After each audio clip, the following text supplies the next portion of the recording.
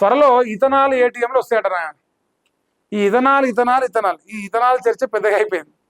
పాపం నితిన్ గడ్కరీ గారు మీ వాళ్ళే అంటే అంతా దేశం మొత్తం గాయగాయ అవుతుంది. ఈ ఇథనాల్ పరిశ్రమలు ఏడవెట్టిన ప్రమాదాలే ఉన్నాయి. ఇథనాల్ అనేది అవసరం ఉంటే ప్రపంచ దేశాలు ఎందుకు వాడతారని అడుగుతారు. ఇంకోటి ఇథనాల్ పెట్రోల్ E20 పెట్రోల్ వాడడం వల్ల వాహనాలు ఖరాబ్ అవుతున్నాయని చెప్పేసి చెప్తారు. కానీ సెంట్రల్లో ఉన్న భారతీయ జనతా పార్టీ ప్రభుత్వం మాత్రం ఇథనాల్ విషయంలో వెనకడుగు వేస్తలేదు. కారణం ఏంటంటే అర్థం కావట్లేదు మాకు కూడా. సో ఇథనాల్ ఏటీఎం అన్నట సాంప్రదాయ LPGకి ప్రత్యామ్నాయంగా ఇథనాల్ను వంట ఇంధనంగా మార్చేందుకు కేంద్ర ప్రభుత్వం కసరత్తు చేస్తున్నది.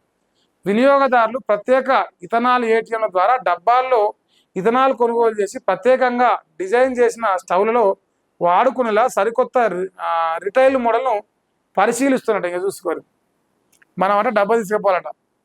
ఇప్పుడు జనరల్గా డీలర్లు ఈ LPG గ్యాస్లో వేసిపోతుంటారు. ప్రస్తుతానికి ఈ గ్యాస్ బదులట ఇథనాల్ వాడితే వాళ్ళు డబ్బిస్తే ఆ డబ్బా తెచ్చుకొని ఇంట్లో పెట్టుకొని దానికి ప్రత్యేకంగా తయారు చేస్తే ఆ గ్యాస్ వస్తుందట.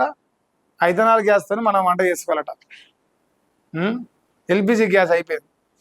అయితే ఈ ఇథనాల్ పరిశ్రమలు ఎందుకు పెడుతురు, ఈ ఇథనాల్ పరిశ్రమలు ఎవరివి అనేది దేశంలో చర్చ.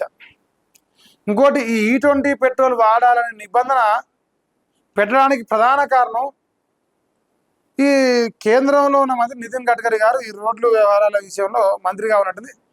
ఆయన సుపుత్రులకు ఇథనాల్ కంపెనీలు ఉన్నాయి, వాళ్ళ కోసం ఇదంతా అని చెప్పేసి దేశ ప్రజలందరి మధ్యలో చర్చ జరుగుతున్నది. అదే నిజమైతే మరి భవిష్యత్తులో ఇంకా మన దీని మీద కూడా రోడ్ల మీకు వచ్చి రావచ్చు. ప్రతి సామాన్యుడు ఇలా వెహికల్ వాడుతుంటాం. ఏ మారుమూల గ్రామాల్లో కూడా ఇలా మోటార్ సైకిల్ లేకుండా ఏ కుటుంబం లేదు. దాదాపుగా 99% ఎన్నో అడపాదడప ఇంట్లో సౌలతులు లేకపోతున్నాయి ఎంతో కానీ దాదాపుగా బైక్లో అదో ఇదో ఉన్నాయి. మరి అంతా E20 పెట్రోల్ అయితే వాహనాలు అన్నీ ఖరాబ్ అవుతాయి. అంటే రేపు E20 పెట్రోల్ వల్ల రేపు రాష్ట్రంలో దేశంలో ఎక్కడైనా సరే వెహికల్స్ ఖరాబ్ అయితే ఎమ్మటే మళ్ళీ ఉద్యమం మొదలవుతుంది. ఎందుకంటే ఇప్పుడు ఆల్రెడీ నిన్న మన మారుతి కంపెనీ ఉంది విటారా బ్రీజా అనుకుంటా, అంతేనా, గ్రాండ్ విటారా కావచ్చు.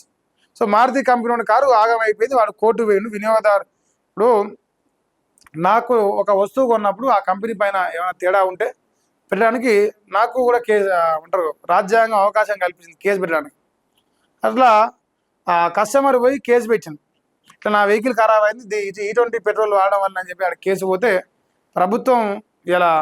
ప్రభుత్వం అంటే లేదంటే ఆ కంపెనీ మారుతి సుజుకి కంపెనీ ఆ పైసలు ఇవ్వడంతో పాటు ప్రభుత్వం కూడా జరిమానా కట్టింది. అంతకాడికి వస్తుంది. అంత డేంజర్గా ఇథనాల్ E20 పెట్రోల్ వల్ల ప్రమాదాలు ఏర్పడుతున్నాయి వెహికల్స్కి. వాహనాలు పక్కన పెడితే మరి ఇండ్లల్లో ఇంకా గ్యాస్ కూడా అదే వాడుకోవాలంటారు. మరి దీని అంక వ్యాపార కుట్రనా లేదంటే నిజంగా ఇథనాల్ వాడాలనే సదుద్దేశమా?